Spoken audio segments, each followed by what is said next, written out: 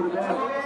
আমরা বিভাজন নয়, বাংলাদেশে ঐক্য চাই এবং সবার মধ্য দিয়ে বাংলাদেশের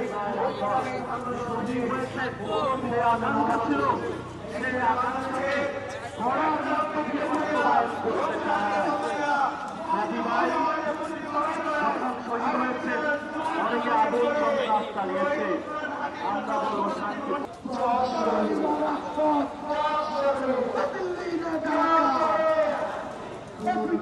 ঢাকা